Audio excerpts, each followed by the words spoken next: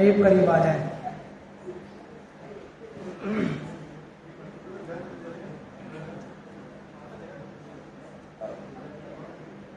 پرسکون ماحول بنائیں، انشاءاللہ آپ لوگوں کو فائدہ ہوگا۔ شروع کریں۔ بسم اللہ الرحمن الرحیم۔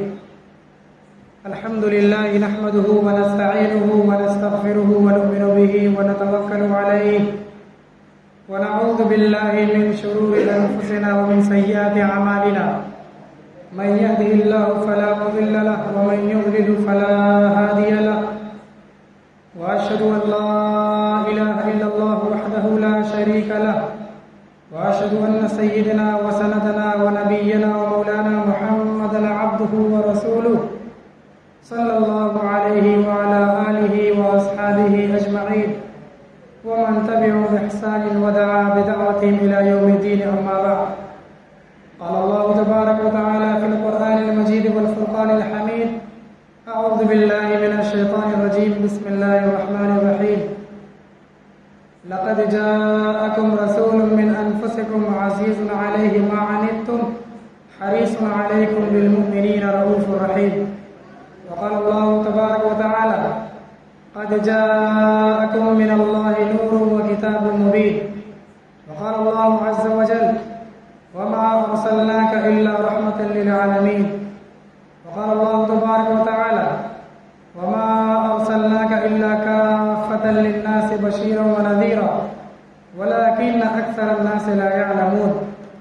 وقال الله تبارك وتعالى: إنا أرسلناك شاهدا ومبشرا ونذيرا لتؤمنوا بالله ورسوله وتعزروه وتوقروه وتسبحوه بكرة وأصيلا. صدق الله العلي العظيم. درود شریف پڑھ لیجیے۔ اللهم صل على سيدنا ونبينا وشفيعنا ومولانا محمد وبارك وسلم. اللهم صل على سيدنا ونبينا وشفيعنا ومولانا محمد وبارك وسلم. اللهم صل على سيدنا ونبينا وشفيعنا ومولانا محمد وبارك وسلم. بری نازم کے ہستم امت تو، بری نازم کے ہستم امت تو، گناہگارم ولیکن خوش نصیبم. پہنچ پائی نہ توصیف نبی تکمیل کی حد تک، پہنچ پائی توصیف نبی، پہنچ پائی نہ توصیف نبی تکمیل کی حد تک. صدا تشنا نظر آئی قلم کاروں کی تحریریں. محترم حضرات اور محترم علماء کرام اور اس مسجد دانیال پور کے مصلیان حضرات اور گھروں میں پردہ نشین ہماری مائیں اور بہنیں، آج بہت ہی سعادت کا اور بہت ہی سنہرا موقع ہے کہ آج آپ کے علاقے کی اس مسجد کے اندر شہر بنارس کے علماء کرام کا ایک وفد اور ایک پوری جماعت آپ کی مسجد میں مہمان ہوئی ہے، اور آپ لوگوں نے مہمان نوازی ہم لوگوں کی قبول کی ہے.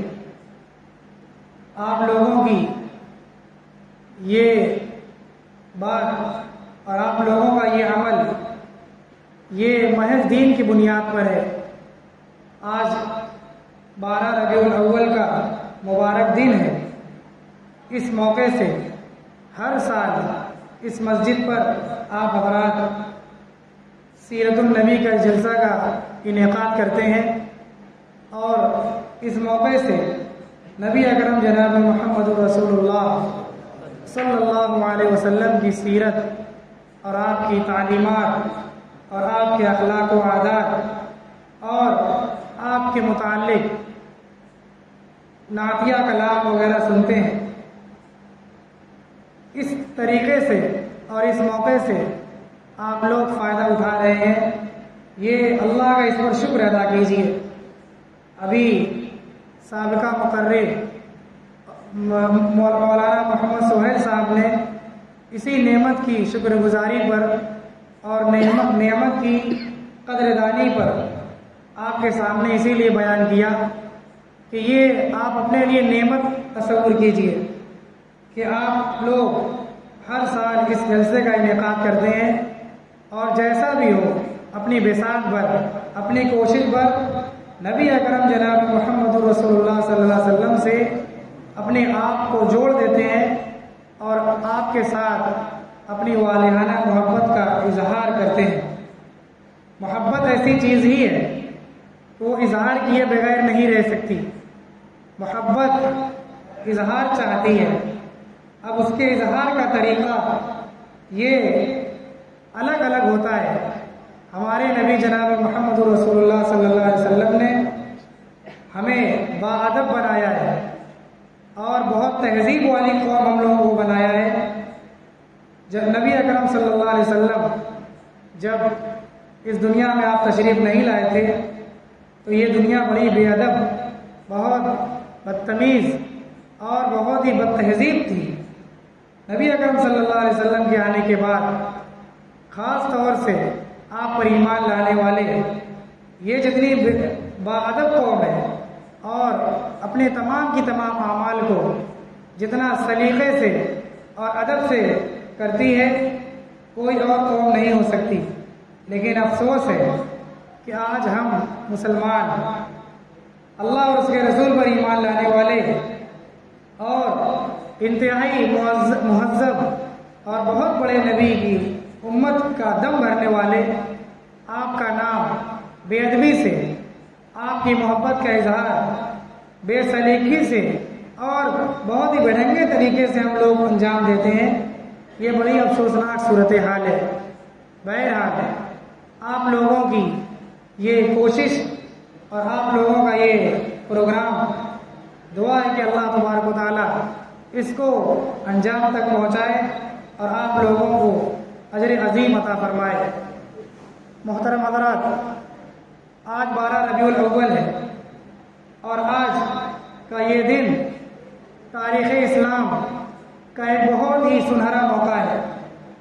12 ربیع الاول کے ساتھ اور خود اس مہینے ربیع الاول کے مہینے کے ساتھ اسلام کی ایک تاریخ جڑی ہوئی ہے، اور سب سے آخری رسول جناب محمد رسول اللہ صلی اللہ علیہ وسلم کی زندگی، آپ کی ولادت اور آپ کی وفات، جو اس دنیا کی جو سب سے بڑی چیز ہے، جس سمے اور جس وقت اور جس زمانے میں آپ پیدا ہوئے تھے، وہ پوری دنیا کا آدم علیہ السلام سے لے کر قیامت تک آنے والے انسانوں کے درمیان کا یہ وقت ہے، سب سے بڑا وقت تھا اور سب سے مبارک دن تھا۔ اور جس دن آپ کی وفات ہوئی وہ بھی اسی ربیع الاول کا مہینہ تھا، 12 ربیع الاول کی تاریخ تھی۔ وہ دن تاریخ انسانیت کا سب سے غمناک اور سب سے افسوسناک دن تھا۔ تو یہ ربیع الاول کا مہینہ آپ کی ذات سے ڈائریکٹ جڑا ہوا ہے، آپ کی ولادت سے، آپ کی وفات سے اور آپ کی ہجرت سے اور بہت چیزوں سے یہ مہینہ آپ کے ساتھ جڑا ہوا ہے۔ تو اس مہینے میں ایک سلسلہ اور ایک سیریز چلتی ہے نبی اکرم صلی اللہ علیہ وسلم کی سیرت کے بیان کی، آپ کے اوپر مضمون نگاری کی، اور آپ کے ذات کو لے کر مختلف طریقے سے امت مسلمہ کے اندر آپ کا چرچا ہوتا رہتا ہے۔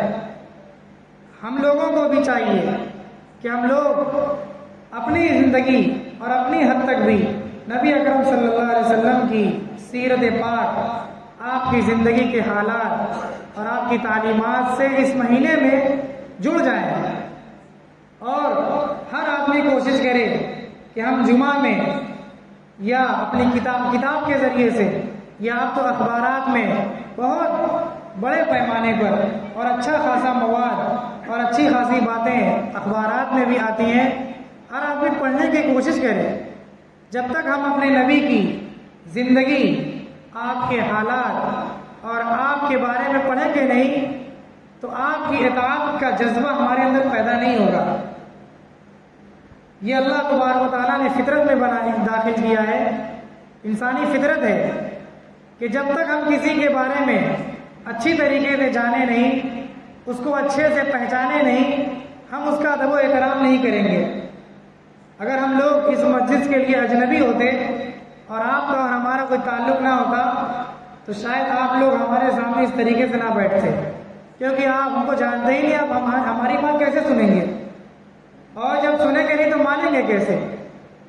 تو نبی اکرم صلی اللہ علیہ وسلم کی بات کے بارے میں، آپ کی زندگی کے بارے میں، آپ کی حیثیت کے بارے میں، آپ کی ذات کے بارے میں، آپ کس مقام کے انسان تھے، آپ کو اللہ نے کیا بنا کر بھیجا ہے، جب یہ ساری تفصیلات اور ڈیٹیل اپنے نبی کے بارے میں جب تک ہم جانیں گے نہیں تو آپ کی محبت ہمارے دل میں جاگوزی اور بیٹھے گی نہیں، اور جب تک آپ سے محبت پیدا نہیں ہوگی، آپ کی تعلیمات پر عمل کرنے کا جذبہ پیدا نہیں ہوگا۔ جب تک ہم آپ کو اپنا رول ماڈل اور اپنا آئیڈیل نہیں مانیں گے تو آپ کی تعلیم پر عمل کرنے کے لیے ہم تیار نہیں ہوں گے۔ آپ نے جن چیزوں سے منع کیا ہے اس سے بچنے کے لیے ہمارے دل و دماغ میں کوئی فکر نہیں لاحق ہوگی، اور بھی بہت ساری چیزیں ہیں جو آپ کی ذات سے متعلق ہیں، دین کی ہماری ضرورتیں ہیں، ان سب سے ہم بے فکر اور بے توجہ رہیں گے، لاپرواہی برتیں گے۔ اس لیے آپ کی سیرت جاننی اور آپ کے بارے میں معلومات حاصل کرنا بہت ضروری ہے۔ اگر ایک بچے کو یہ پتہ نہ ہو کہ یہ میرے باپ ہیں تو وہ اس کی بات کیسے مانے گا؟ ایک بچے کو یہ نہ معلوم ہو کہ یہ ہمارے گھر والے ہیں تو وہ ان کے ساتھ ادب و احترام سے کیسے پیش آئے گا؟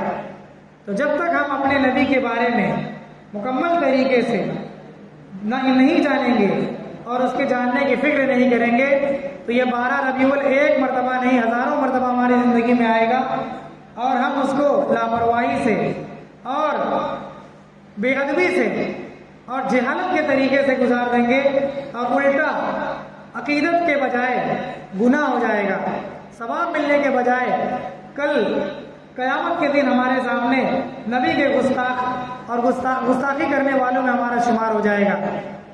نبی اکرم صلی اللہ علیہ وسلم کی ذات بہت بڑی ہے، کائنات کے سب سے بڑے انسان نبی اکرم صلی اللہ علیہ وسلم ہے۔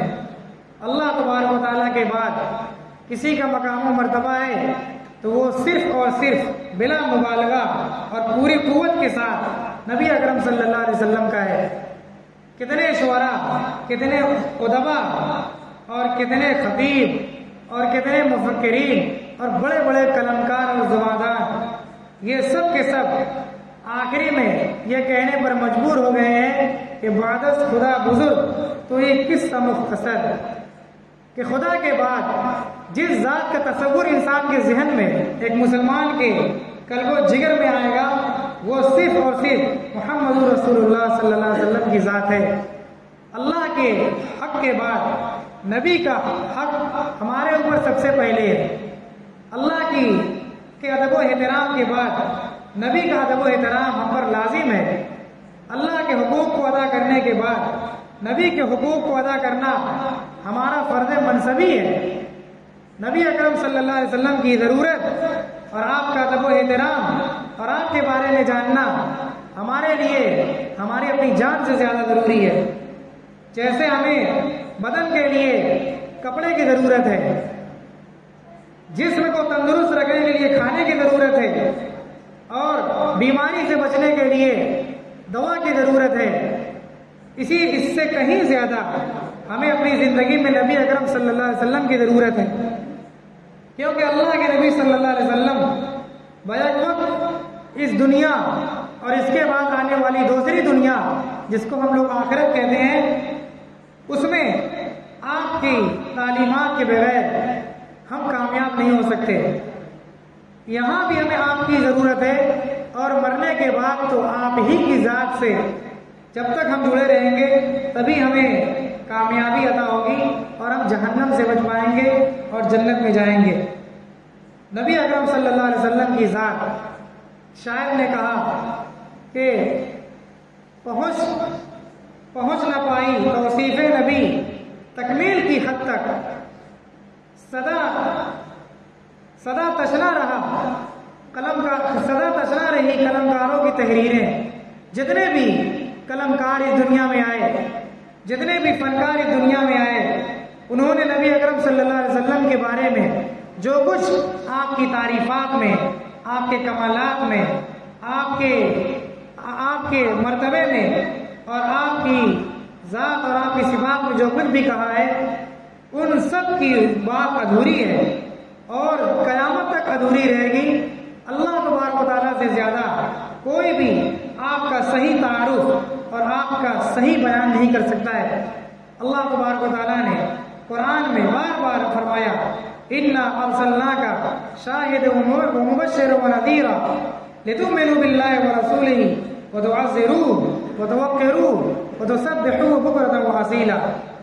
خود نبی سے فرمایا، اے نبی، ہم نے آپ کو خوشخبری سنانے والا، شاہد گواہی دینے والا بنا کر، خوشخبری سنانے والا بنا کر اور ڈرانے والا بنا کر بھیجا ہے۔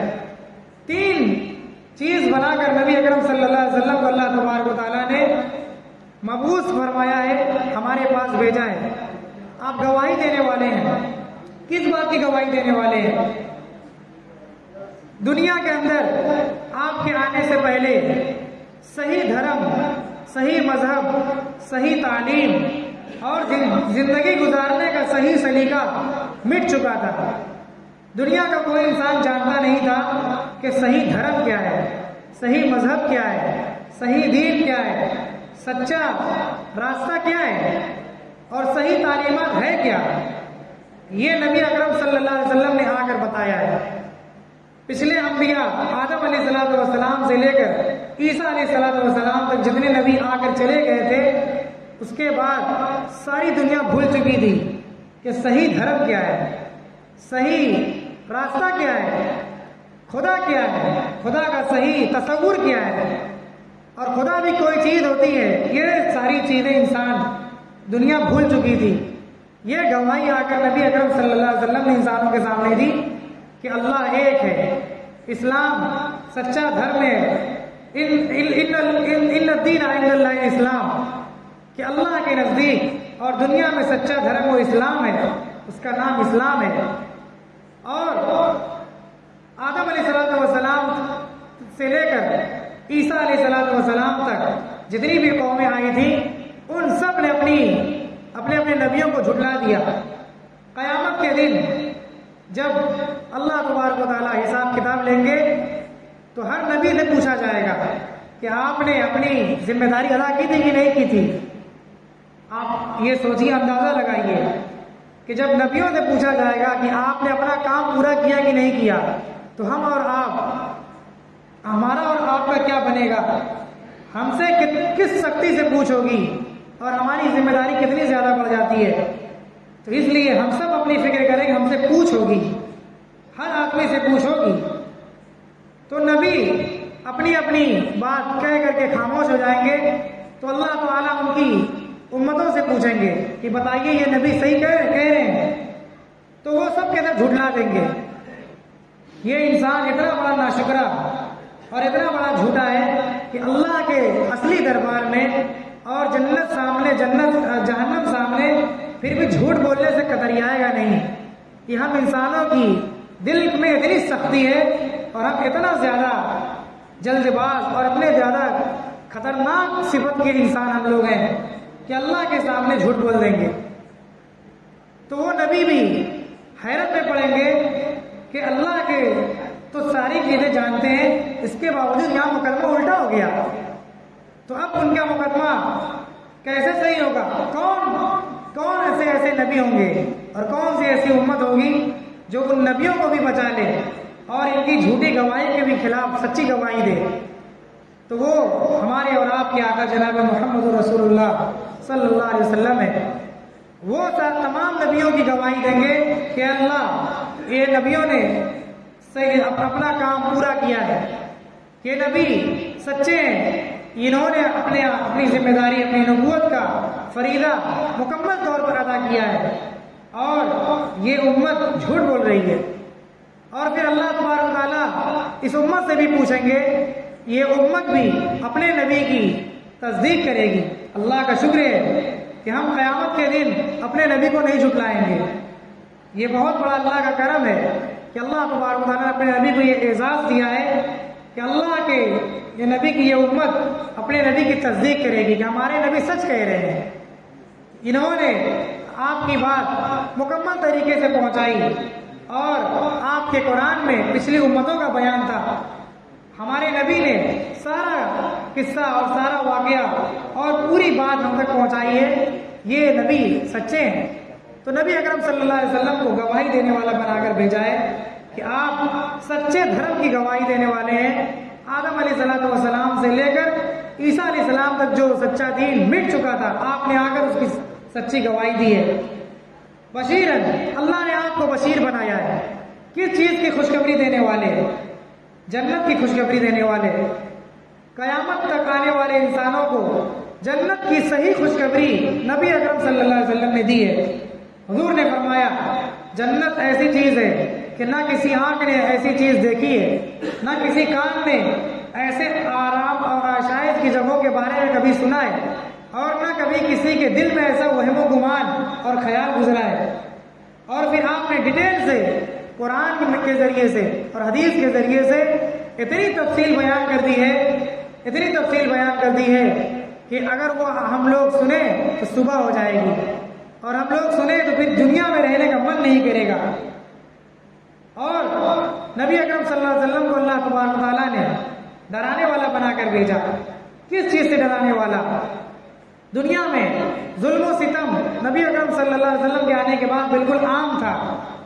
عرب کا ماحول، عرب کا معاشرہ جب تک آپ نہیں سمجھیں گے نبی اکرم صلی اللہ علیہ وسلم کا کمال اور آپ کا معجزہ آپ کے سامنے پوری طریقے سے نہیں آ سکتا ہے۔ نبی اکرم صلی اللہ علیہ وسلم کے آنے سے پہلے عرب کے ماحول میں کوئی ایسی برائی نہیں تھی جو وہاں نہیں ہو رہی تھی۔ دنیا میں جو سب سے گندی جگہ اور سب سے زیادہ برائی کی جگہ تھی وہ اس وقت مکہ کی سرزمین تھی۔ وہاں برائی کر کر چھپائی نہیں جاتی تھی، اس کا اعلان کیا جاتا تھا۔ آج لاکھ اور ہزار برائیوں کے باوجود بھی ہر آدمی چاہتا ہے کہ ہمارا گناہ چھپے، ہماری برائی پر پردہ پڑا رہے۔ لیکن وہاں کیا ماحول تھا کہ زنا کر کے وصیت کرتے تھے کہ فلاں کے کوکھ میں میرا ناپاک نطفہ اور ناجائز اولاد پل رہی ہے، میرے جانے کے بعد اس کی پرورش کرنا۔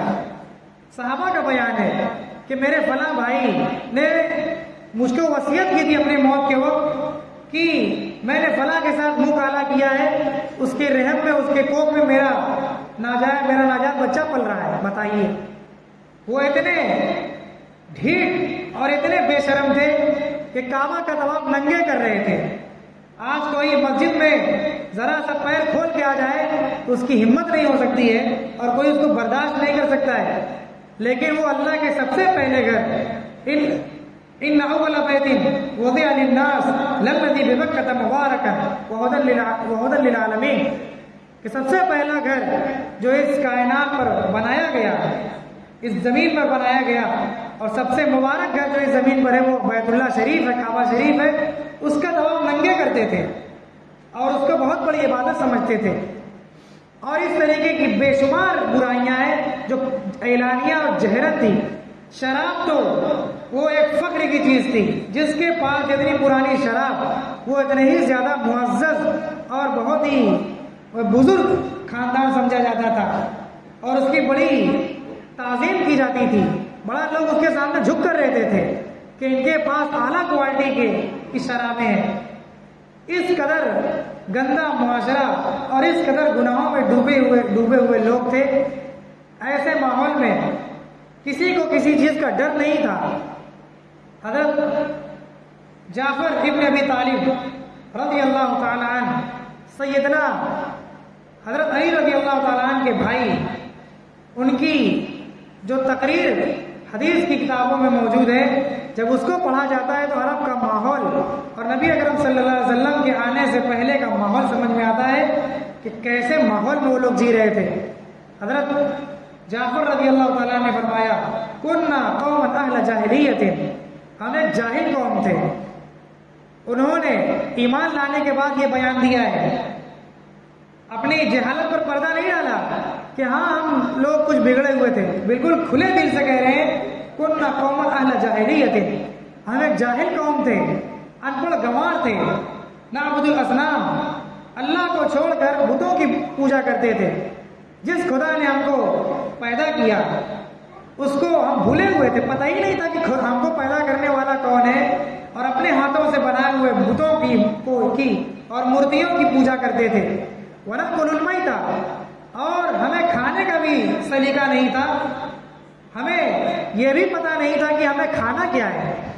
جانور کو پتہ ہے کہ اس کو کھانا کیا ہے، ایک کیڑے کو پتہ ہے کہ اس کو کیا کھانا ہے، ایک پرندے کو پتہ ہے کہ اس کو کون سا دانہ چگنا ہے.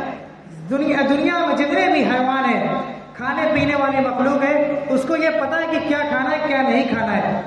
لیکن انسان اتنا جاہل ہو گیا تھا کہ اسے یہ نہیں پتا تھا کہ کیا کھانا ہے. وَنَأْكُلُ الْمَيْتَ، ہم مردار کھاتے تھے، جس کو کوئی نہ پوچھے اسے ہم کھاتے تھے، ہمیں اتنی بھی تمیز نہیں تھی. وَنَأْتِي الْفَوَاحِشَ، اور ہم ہر قسم کی برائی میں، فواحش کہتے ہیں بالکل اعلانیہ اور بڑے سے بڑا جو گناہ ہو سکتا ہے، جیسے زنا، عورتوں کی عزت لوٹنا، عورتوں کو بے عزت کرنا، عورتوں کو پامال کرنا، ان سب صورتحال میں ہم تھے. ناتی الفواحش، بڑے بڑے گناہ میں ہم ملوث تھے. اس طریقے سے اور بھی بہت سے جرم اور گناہ گنوائے. وَنَقْطَعُ الْأَرْحَامَ، رشتہ داروں کا تو ہم کوئی پاس و لحاظ نہیں کرتے تھے. ماں باپ، بھائی بہن، پھوپھی پھوپھا، پڑوس اور اجنبی اور مہمان کیا ہوتا ہے ہمیں کچھ پتہ ہی نہیں تھا. رشتہ داری کو کاٹنا ہمارا شیوا تھا. رشتہ داری کو ہم بالکل باتوں باتوں میں کاٹتے تھے.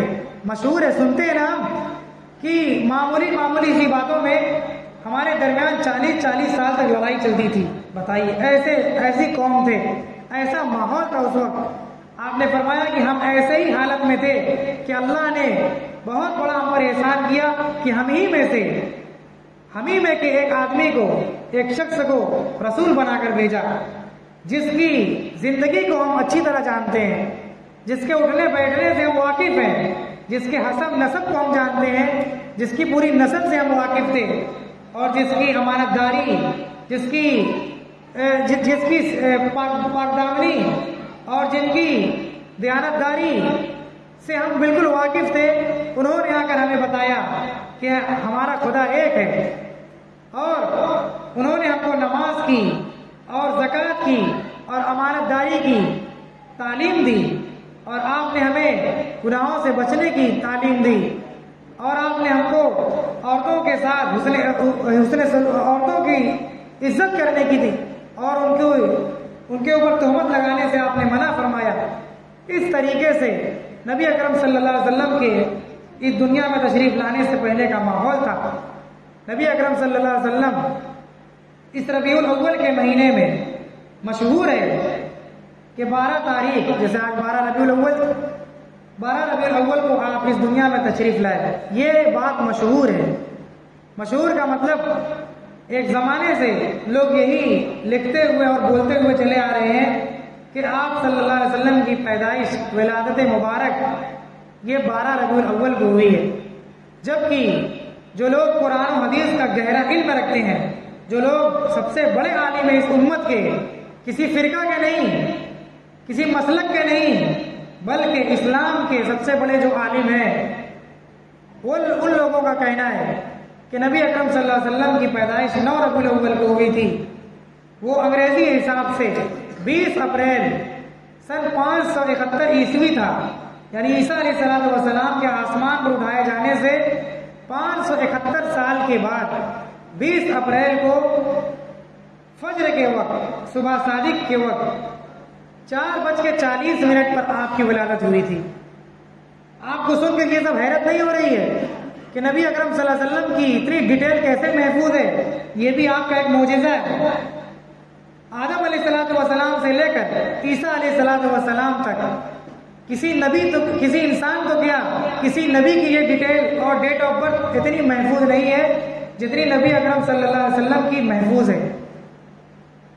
ہم اور آپ اپنا تاریخ بھول جائیں گے، اور ایک زمانے کے بعد اگر یاد بھی ہو تو مرمر کر دی جائے گی، کسی کو یاد نہیں رہے گا۔ لیکن نبی اکرم صلی اللہ علیہ وسلم کی قیامت تک آنے والے انسان وہ ڈیٹیل جانیں گے۔ اللہ تبارک و تعالیٰ نے وعدہ کیا ہے کہ انا نحن نزلنا الذکر وانا لہ لحافظون، کہ اس قرآن کو اور یہ قرآن جس پر نازل ہوا ہے سب کو ہم نے نازل کیا ہے، قرآن کو ہم نے نازل کیا ہے، اور اس قرآن کے نبی محمد رسول اللہ صلی اللہ علیہ وسلم کو بھی ہم ہی نے نازل کیا ہے، تو ان سب کی حفاظت بھی ہم ہی کریں گے۔ تو آپ کی حفاظت قرآن کے ایک گھر کی طرح ہوگی، آپ کی تعلیمات کی، آپ کی زندگی کی ہر ایک گھڑی کی، ہر ایک سیکنڈ کی حفاظت ہے۔ سیرت کی کتاب آپ پڑھیں گے تو حیرت میں مبتلا ہو جائیں گے کہ آپ کا اٹھنا کیسے تھا، آپ کا بیٹھنا کیسے تھا، آپ کا چلنا کیسے تھا، آپ کا سونا کیسے تھا، کیسے کھاتے تھے، کیسے غسل کرتے تھے، کیسے وضو کرتے تھے، کیسے بات کرتے تھے، اپنوں سے کیسے بات کرتے تھے، مہمانوں سے کیسے بات کرتے تھے، دشمنوں سے کیسے بات کرتے تھے، اور امیر سے کیسے بات کرتے تھے، غریب سے کیسے بات کرتے تھے، اور مجبور اور پریشان حال سے کیسے بات کرتے تھے، ایک بیمار سے آپ کیسے بات کرتے تھے۔ یہ ساری ڈیٹیل اور یہ سارا ڈاٹا پورا معجزہ کی طرح محفوظ ہے۔ آپ نے مکی زندگی میں کیا حکمت عملی اپنائی، کیسے اپنی اور مسلمانوں کی زندگی بچائی، اور آپ نے ہجرت کے بعد کس طریقے کا نظام بنایا، اور کیسے مدینہ والے مجبوری سے آسانی کی طرف آئے، پریشانی سے آسانی کی طرف آئے، اور آپ نے وہاں پر کیسے لوگوں کی تربیت کی، کیسے نظام پورا قائم کیا، اور پھر آپ نے اپنے جانے کے بعد کیا وصیت کی، اپنے جانے والوں، اپنے بعد آنے والے لوگوں کے لیے کیا پیغام چھوڑا۔ یہ ساری ڈیٹیل نبی اکرم صلی اللہ علیہ وسلم کی معجزاتی طور پر محفوظ ہے۔ کسی نبی کی اور کسی رسول کی، کسی پیغمبر کی اور کسی قائد اور بڑے سے بڑے کسی رہبر کی محفوظ نہیں ہے۔ نبی اکرم صلی اللہ علیہ وسلم کی ذات یہ ایک معجزاتی چیز ہے، اور آپ کی ذات میں نبی اکرم صلی اللہ علیہ وسلم نے تمام چیزیں محفوظ رکھی ہیں۔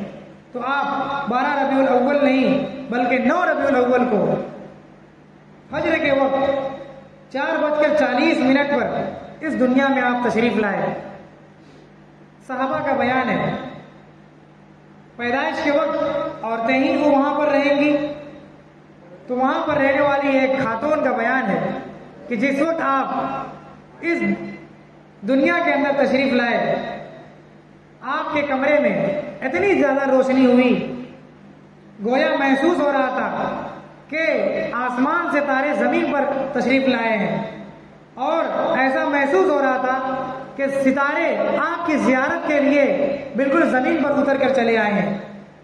اور آپ کی پیدائش کے وقت ایک روشنی آپ کے گھر سے، مکہ مکرمہ سے اتنی دور تک پہنچی کہ وہاں سے ملک شام تک وہ روشنی پہنچی۔ ملک شام تک کیوں وہ روشنی پہنچی، اس کی حکمت تو اللہ تبارک و تعالیٰ بہتر جانتے ہیں، لیکن علماء نے اس کی حکمت بیان کی ہے کہ یہ سب ساری چیزیں اشارات تھیں کہ آپ کا یہ نور اور آپ کی نبوت اور آپ کا اثر اس وقت کے سپر پاور ملک شام اور روم کی طرف پہنچے گا، اور آپ کی دعوت اور آپ کا اثر و رسوخ پوری دنیا میں چھا جائے گا۔ یہ ساری باتیں آپ کی ولادت کے وقت پیش آئی ہیں، اور آپ کے بارے میں کہا جاتا ہے، کتابوں میں ہے کہ آپ پیدا ہوئے تو آپ کی انگلی مبارک آسمان کی طرف آپ اشارہ کر رہے تھے، آپ توحید کی گواہی دیتے ہوئے آپ پیدا ہوئے تھے، اور آپ کو اللہ تبارک و تعالیٰ نے ہر عیب سے پاک کیا تھا۔ پیدائش کے وقت بہت ساری جو چیزیں عام انسانوں کو پیش آتی ہیں، آپ کی ماں اور آپ کے ساتھ یہ باتیں نہیں پیش آئی تھیں۔ آپ کی والدہ محترمہ بی بی آمنہ فرماتی ہیں کہ مجھے آپ کے حمل کے دوران جب آپ میری کوکھ میں تھے تو مجھے وہ درد اور وہ مشقت نہیں پیش آئی جو ایک عام عورت کو بچے کی ولادت کے وقت اور 9 مہینے کی مدت میں پیش آتی ہے۔ آپ بالکل آرام سے تھے اور آپ کے حمل سے بھی ان کو کوئی تکلیف نہیں ہوئی۔ نبی اکرم صلی اللہ علیہ وسلم کی ذات میں اللہ تبارک و تعالیٰ نے برکت رکھی ہے۔ آپ جب اپنی ماں کے پیٹ میں تھے تب بھی وہاں برکت تھی کہ آپ کو کوئی پریشانی نہیں ہوئی اور آپ کو کوئی دشواری نہیں ہوئی۔ جب آپ دنیا میں تشریف لائے تو مکہ کی زمین میں فوراً برکت نازل ہو گئی کہ وہاں بالکل نور ہی نور چھا گیا، اور اسی وقت سے ظلمت اور کفر و شرک کی تاریکی چھٹنے لگی، اور آپ جیسے ہی دودھ پینے کی عمر کو پہنچے، اور مکہ میں رواج تھا کہ دیہات کی عورتیں آتی تھیں اور شہر کے بچوں کو اپنے یہاں لے جا کر کے پالتی پوستی تھی، ان میں جو دودھ پلانے والی ہوتی تھی ان کو دودھ بھی پلاتی تھی۔ جیسے نبی اکرم صلی اللہ علیہ وسلم کے زمانے میں جو بھی بچے پیدا ہوئے تو اس زمانے میں بھی عورتیں دیہات سے آئیں اور سب نے الگ الگ بچوں کو لیا۔ اور ایک دلچسپ ایک واقعہ ہے کہ اس میں ایک دائی حلیمہ تھی جو بہت ہی شریف خاندان کی تھی، ان کا حسب نسب اور ان کی زبان ان کے قبیلے کی سب سے اعلیٰ کوالٹی کی تھی، لیکن مالیاتی اعتبار سے بہت کمزور تھی، بڑے غریب گھر کی تھی، اور ان کے شوہر بہت پریشان رہتے تھے اور ان کی صحت بھی اس وقت صحیح نہیں تھی، وہ بڑی ہی دبلی پتلی، اور ان کو یہ ڈر تھا کہ کون ہم کو بچہ دے گا۔ لیکن نبی اکرم صلی اللہ علیہ وسلم ان کی تقدیر میں اور ان کے حصے میں آئے تو ان کا بیان ہے کہ جیسے ہی آپ صلی اللہ علیہ وسلم کو میں نے اپنی گود میں لیا تو مجھے ایسا لگا کہ پوری دنیا کا خزانہ میری گود میں ڈال دیا گیا ہے، اور میری چھاتی فوراً بھر گئی اور مجھے فوراً طاقت محسوس ہوئی، جیسے کوئی آدمی انجیکشن لگا دیا جائے اور کوئی آدمی دوا کے ذریعے سے اس کو طاقت پہنچا دی جائے، گلوکوز اس کو چڑھا دیا جائے تو اس آدمی کو بالکل طاقت محسوس ہوتی ہے اور توانائی بدن میں آ جاتی ہے، چستی پھرتی آ جاتی ہے۔ تو کہا کہ مجھے فوراً اپنے جسم میں قوت محسوس ہوئی کہ آپ صلی اللہ علیہ وسلم کے ذریعے سے میری جسم و جان میرے اندر روح پڑ گئی، اور جس اونٹنی پر آپ آئی تھی وہ اونٹنی بھی بالکل لاغر دبلی پتلی اور بالکل بھوکی پیاسی تھی۔ جیسے ہی آپ اس اونٹنی پر لے کر بیٹھی تو وہ اونٹنی اٹھ نہیں رہی تھی۔ کیوں نہیں اٹھ رہی تھی؟ کیونکہ دائی حلیمہ کے شوہر وہ اونٹ کے آگے بیٹھے تھے، اور دائی حلیمہ محمد رسول اللہ صلی اللہ علیہ وسلم کو لے کر پیچھے بیٹھی تھی۔ نبی اکرم صلی اللہ علیہ وسلم کو اللہ نے امام الانبیاء بنایا ہے، تو آپ کی ذات ہر اعتبار سے امام کی جگہ رہے گی، آگے رہے گی۔ اللہ نے یہ شعور دنیا کے ہر مخلوق کو دیا ہے۔ ایک بے منہ کے جانور، ایک اونٹ کو بھی یہ پتا ہے کہ یہ میرے اوپر امام الانبیاء ہے، وہ پیچھے کیسے رہ سکتے ہیں؟ تو وہ اٹھ نہیں رہی تھی اونٹنی۔ نبی اکرم صلی اللہ علیہ وسلم پیچھے تھے اور ان کے شوہر آگے تھے، تو کسی طرح سمجھ میں آیا کہ ان کو اس بچے کو آگے کیا جائے، کیونکہ دائی حلیمہ کو یہ محسوس ہو گیا تھا، ان کے دل میں یہ بات آ گئی تھی کہ یہ بچہ بہت ڈائنامک ہے، اس کے اندر بہت دوسری صفات ہیں، یہ کوئی معمولی بچہ نہیں ہے، یہ بہت ہی بڑی کوئی چیز ہے، یہ بڑی ہی خوش قسمت چیز ہے۔ تو آپ فوراً ان کو لے کر آگے بیٹھی، فوراً اونٹنی کھڑی ہو گئی اور فرماتی ہیں کہ سارا قافلہ جس قافلے میں میں آئی تھی وہ بہت پہلے آگے جا چکا تھا، اور مجھ کو قوم کا بچا کچا چیز ملا تھا، بڑی مشکل سے میرے حصے میں یہ محمد صلی اللہ علیہ وسلم آئے تھے، تو میں اپنے قافلے سے بہت بچھڑ گئی تھی اور مجھے لگ رہا تھا کہ میں ان کو پا نہیں پاؤں گی، اور ان کو ڈر تھا، کیونکہ اس زمانے میں کوئی اکیلا سفر نہیں کرتا تھا، ریگستانی علاقہ اور انسانی آبادی کم تھی، اور ریگستانی پہاڑی علاقہ اس وقت حالات صحیح نہیں تھے، قافلے لوٹ لیے جاتے تھے، اور قافلے بالکل برباد کر دیے جاتے تھے. اس لیے لوگ سفر کرنے سے پہلے اعلان ہوتا تھا کہ فلاں علاقے کا سفر ہونے والا ہے، جس کو جانا ہے اس تاریخ میں تیار ہو جائے. آج سے بہت زمانے پہلے اس بستی میں جو بڑے بڑے لوگ وہ لوگ بھی جانتے ہوں گے کہ دور دراز جانے کے لیے پہلے اعلان ہوتا تھا. بہرحال تو ان کو یہ ڈر تھا کہ کہیں ہمارے ساتھ کوئی نامناسب واقعہ اور حادثہ نہ پیش آ جائے. تو جیسے ہی وہ اونٹنی چلنا شروع اس نے کیا، فرماتی ہے کہ وہ جہاز کی طرح آگے بڑھ رہی تھی، بڑی تیز رفتاری سے آگے بڑھ رہی تھی. ہم کو یہ تصور ہی نہیں تھا کہ یہ اونٹنی جو بالکل دھیرے دھیرے اور کسی طریقے سے یہاں پہنچی تھی، یہ اتنی تیز رفتاری سے چلے گی. یہ نبی اکرم صلی اللہ علیہ وسلم کی ذات کی برکت تھی. آپ جب اونٹنی پر سوار ہوئے تو اونٹنی میں برکت ظاہر ہو گئی.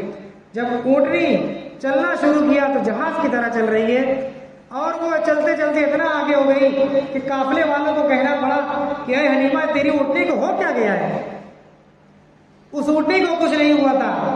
اس کائنات پر نبی اکرم صلی اللہ علیہ وسلم تشریف لے آئے تھے اور آپ کی برکت ظاہر ہونا شروع ہو گئی تھی. نبی اکرم صلی اللہ علیہ وسلم کو جب دائی حلیمہ اپنے علاقے میں لے کر گئی تو ان کی جتنی بھی بکریاں تھیں، جانور پالے ہوئے تھے، ان کے تمام کی تمام بکریوں کے تھن سوکھے ہوئے تھے اور بالکل دبلی پتلی تھی سب. نبی اکرم صلی اللہ علیہ وسلم کی برکت سے جیسے ہی آپ اپنے گھر میں ان کو لے کر داخل ہوئے ہیں، وہ تمام بکریوں کا تھن بھر گیا.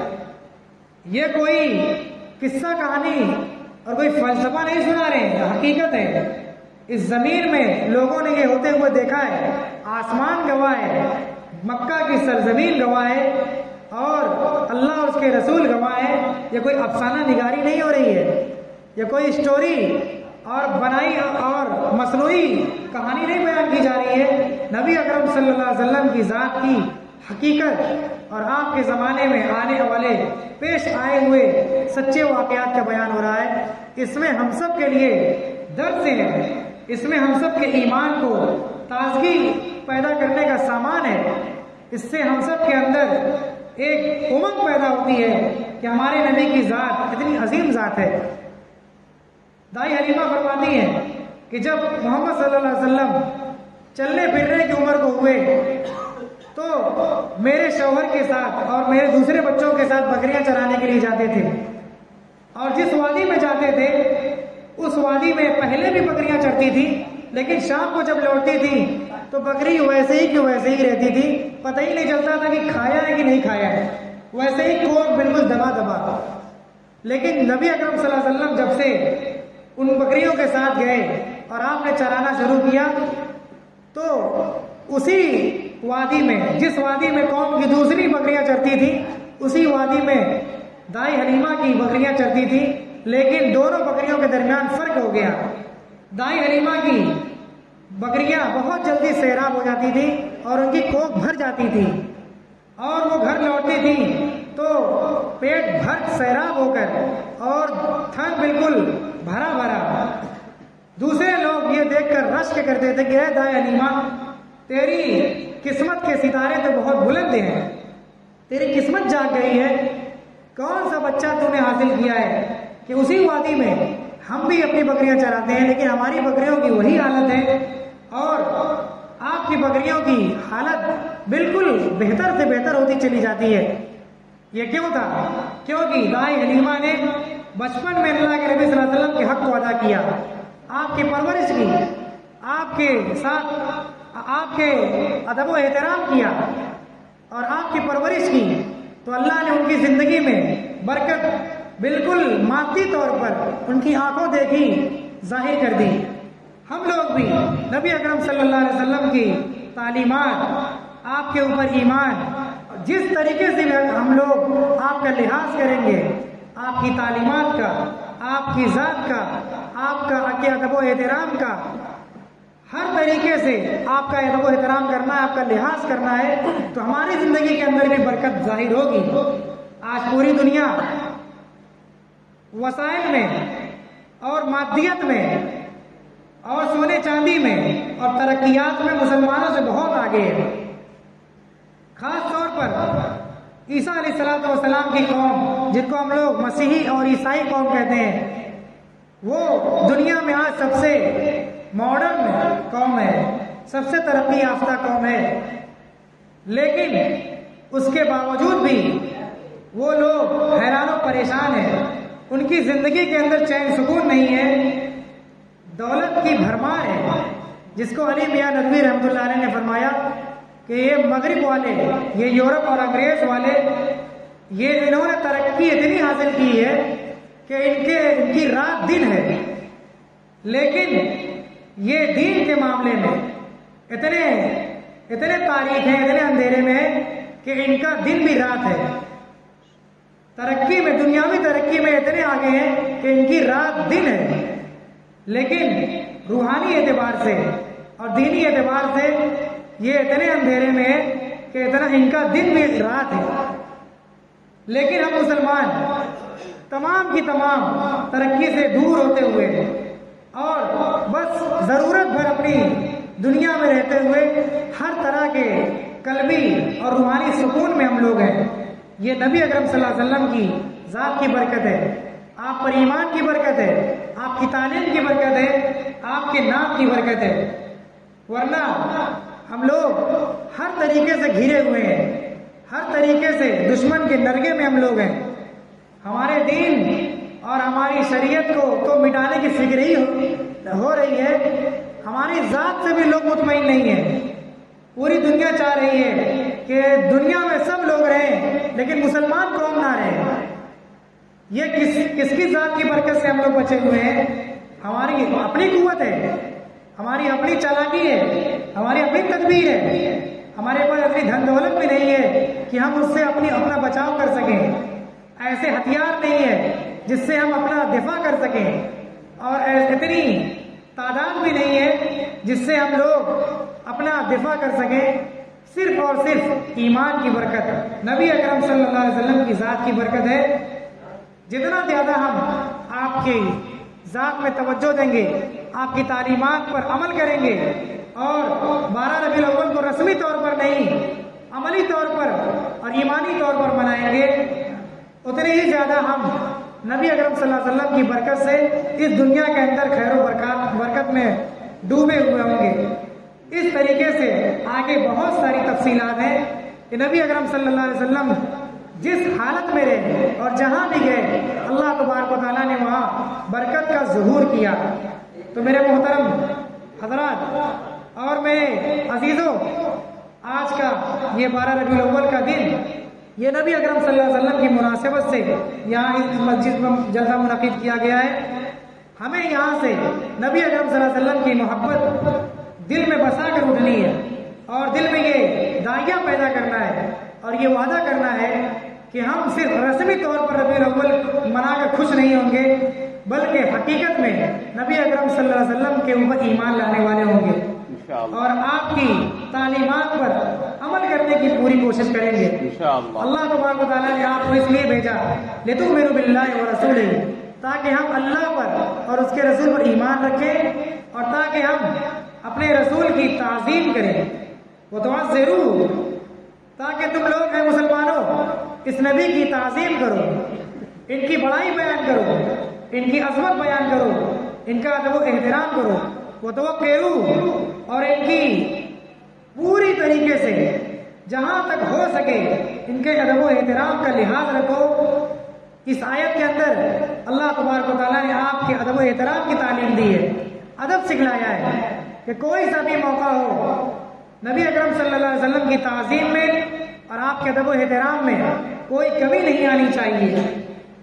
12 ربیع الاول کے موقع پر عقیدت کے جذبے میں اور آپ کی محبت کے جذبے میں ہم مسلمان نادانی کر بیٹھتے ہیں اور جس چیز کو آپ مٹانے کے لیے آئے تھے، گانا اور باجا، اس کو ہم لوگ آپ کے نام پر بجاتے ہیں۔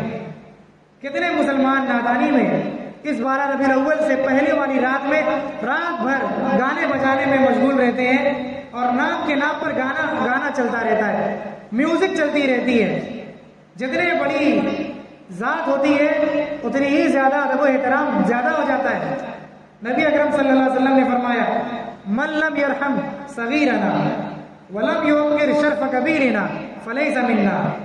جو آدمی ہمارے چھوٹوں پر رحم نہ کرے، شفقت نہ کرے، اور جو آدمی ہمارے بڑے کا ادب و احترام نہ کرے، وہ ہم میں سے نہیں ہے. ہمارے اور آپ میں اور آدم علیہ السلام سے لے کر قیامت تک آنے والے انسانوں میں سب سے بڑے نبی اکرم صلی اللہ علیہ وسلم ہیں. آپ کے ادب و احترام میں کمی نہ ہو، اس کی فکر کرنی چاہیے، اور آپ کے ادب و احترام میں گستاخی ہو جائے اس سے بچنا چاہیے. لیکن آپ کے ادب و احترام کے جذبے سے بے احترامی میں، بے ادبی میں ہم لوگ آج ملوث ہیں. اس سے کوئی انکار نہیں کر سکتا. یہ 12 ربیع الاول منانا یہ کسی فرقہ کی چیز نہیں ہے، اور نہ منانا یہ بھی کسی فرقہ کی چیز نہیں ہے. یہ تعلیمات، آپ کا ادب و احترام، یہ اسلامی چیز ہے. یہ ادب و احترام یہ قرآن کی تعلیم ہے، نبی اکرم صلی اللہ علیہ وسلم کی تعلیم ہے، صحابہ اکرام کی سنت ہے. صحابہ اکرام کے سامنے نبی اکرم صلی اللہ علیہ وسلم کی کوئی ذرا سی گستاخی اور بے ادبی کر دے، صحابہ اس کو برداشت نہیں کرتے تھے. کیا وہ کسی فرقے کے تھے؟ وہ کسی مسلک کے تھے؟ صحابہ کے سامنے کوئی حضور کی شان میں گستاخی کر دیتا تھا، اپنے عمل کے ذریعے سے یا اپنے قول کے ذریعے سے، اپنے کلام کے ذریعے سے، فوراً صحابہ اس کو منع کرتے تھے. آج جو لوگ 12 ربیع الاول کے موقع پر جتنی خرافات ہوتی ہے اس سے منع کرتے ہیں، وہ کسی فرقہ والے نہیں ہیں، وہ اسلامی لوگ ہیں، وہ صحابہ اکرام کو ماننے والے لوگ ہیں، وہ صحابہ اکرام کی تعلیمات پر قائم ہیں. ان کی بات ماننا صحابہ کی بات ماننے کے برابر ہے، اور ان کی بات مان کر عمل کرنا یہ صحابہ کی بات پر عمل کرنے کے برابر ہے. یہ کسی فرقہ پر عمل کرنے کے کا معنی نہیں ہے، یہ کسی فرقہ کے بات ماننے کا اس کے میں کوئی مطلب نہیں ہے. اس لیے ہم تمام لوگ پورے ادب و احترام کا لحاظ رکھیں. 12 ربیع الاول کے موقع پر زیادہ سے زیادہ درود شریف پڑھنا چاہیے. ابھی یہاں پر جو نعت شریف پیش کی گئی، یہ بالکل ایسی نعت پڑھوائی گئی ہے جس میں اشارہ ہو کہ زیادہ سے زیادہ نعت درود شریف پڑھا جائے. اللہ تبارک و تعالیٰ کے نبی کا سب سے زیادہ احسان اس امت پر ہے، اور وہ احسان دنیا میں ہم نماز پڑھ کر نہیں ادا کر سکتے ہیں، روزہ رکھ کر ادا نہیں کر سکتے ہیں، صدقہ خیرات کر ادا نہیں کر سکتے ہیں، اور ہزاروں اور سینکڑوں بار آپ کی زیارت مکہ اور مدینہ میں جا کر کے بھی ادا نہیں کر سکتے ہیں. آپ کا احسان ادا کرنے کے لیے اللہ تبارک و تعالیٰ نے درود شریف کی یہ بہت بڑی دولت اللہ نے ہم کو دی ہے. اس کا اہتمام اور اس کی پابندی ہر ایک مسلمان کی ضرورت ہے، ہر ایک نوجوان کی ضرورت ہے، ہر ایک نمازی کی ضرورت ہے، ہر فرقہ والے کی ضرورت ہے، اور ہر گھر کی ضرورت ہے. اس میں بے توجہی یہ آپ کے احسان کے خلاف ہے. جو آدمی نبی اکرم صلی اللہ علیہ وسلم پر ضرور زیادہ سے زیادہ پڑھے گا وہ آپ کا سب سے زیادہ ادب و احترام کرنے والا ہوگا. کیونکہ درود شریف کی برکت ایسی برکت ہے کہ اس کی تاثیر جب سے یہ درود شروع ہوا ہے اس وقت سے ختم نہیں ہوئی ہے. کچھ چیزیں دنیا میں ایسی ہیں جس کی تاثیر آج تک ویسے ہی ہے، جس میں سے ایک درود شریف بھی ہے. اس کی تاثیر کبھی ختم نہیں ہوگی. یہ درود شریف کی برکت سے اللہ تبارک و تعالیٰ بدعت سے بچنے کی توفیق دیتے ہیں. جو آدمی درود شریف زیادہ سے زیادہ پڑھتا ہے اس کو اللہ تبارک و تعالیٰ غلط راستے سے بچاتے ہیں. درود شریف ہم کہہ رہے ہیں، آج کے لوگ درود و سلام بار بار کہتے ہیں، اور مراد اپنا بنایا ہوا درود و سلام لیتے ہیں. اپنا بنایا ہوا درود و سلام میں زیادہ تر کلام ہے، درود و سلام کم ہے. کلام زیادہ ہے، درود و سلام برائے نام ہے. تو وہ درود و سلام وہ درود نہیں ہے جس کی نبی اکرم صلی اللہ علیہ وسلم نے تعلیم دی ہے. جو الفاظ آپ کی زبان سے نکلے ہیں اس میں جو تاثیر ہے، جو اثر ہے، جو روحانیت ہے، جو برکت ہے، وہ دنیا کے کسی شاعر کے کلام میں نہیں ہو سکتی ہے. اس لیے ہمیں درود شریف کا بہت اہتمام کرنا چاہیے. نماز میں اسی لیے اللہ تبارک و تعالیٰ نے درود شریف بنایا ہے کہ میرا کوئی بھی بندہ درود شریف پڑھے بغیر نہ رہے. تو درود شریف پڑھنے سے اللہ تبارک و تعالیٰ گناہوں سے بچاتے ہیں اور دل میں روحانیت پیدا ہوتی ہے اور نیک اعمال کی توفیق ہوتی ہے۔ اس لیے ہم تمام لوگ اس 12 ربیع الاول کے موقع پر زیادہ سے زیادہ درود شریف پڑھنے کا اہتمام کریں، اور صرف 12 ربیع الاول ہی پر نہیں، ہر نماز کے بعد روزانہ 1 تسبیح 2 تسبیح کی پابندی کریں۔ گھروں میں عورتیں، مسجد میں مرد حضرات، نوجوان سارے لوگ اس کی پابندی کریں۔ اللہ تبارک و تعالیٰ سے دعا ہے کہ اللہ رب العزت اپنے نبی کی صحیح تعلیمات کو پڑھنے کی اور اس کو صحیح طریقے سے سنانے کی اور اس پر پوری طریقے سے عمل کرنے کی، ہم سب کو پورے جذبے سے عمل کرنے کی توفیق عطا فرمائے۔ وآخر دعوانا الحمدللہ رب العالمین وصلی اللہ علی النبی الکریم۔